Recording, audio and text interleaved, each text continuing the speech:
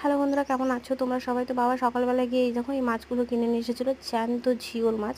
আমাদের এখানে জিওল মাছই বলে এগুলোকে, তোমাদের ওখানে কী মাছ বলে একটু কমেন্টে জানিও আমাকে।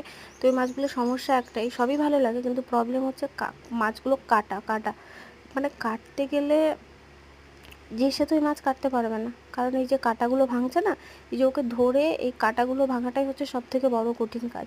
এই মাছগুলো তুমি যদি ডাইরেক্ট কাটতে যাও না, তাহলে এই যে কাঁটা মারলেই তোমার সোজা মানে প্রচণ্ড পরিমাণে জলে অনেকের তো জ্বরও চলে আসে। তো বাবা বাবা কাটছিলো, ওই জন্য মা বললো যে বাবাকেই কাটতে। তো বাবা এই দেখো মাছের যে ডিম ছিল, ডিমগুলো আলাদা করে বার করে নিচ্ছিলো, কারণ যদি আবার ছাই দিয়ে কাটে তো মাছগুলো আবার ডিমগুলো যদি আবার ছাই লেগে যায় তখন আবার খাওয়া যাবে না। যে কারণে বাবা অনেক কষ্ট করে এই আলাদা করে রাখছিলো ডিমগুলো, আর এই দেখো পিস পিস করে নিচ্ছিলো। তো তোমাদের কেমন লাগলো একটু জানিও, আর এরপরে আরও ভিডিও আসবে, সেগুলো দেখার জন্য আমার চ্যানেলটাকে একটু সাবস্ক্রাইব করে পাশে থেকো। আর সবাই খুব ভালো থাকো, ধন্যবাদ শেষ পর্যন্ত ভিডিও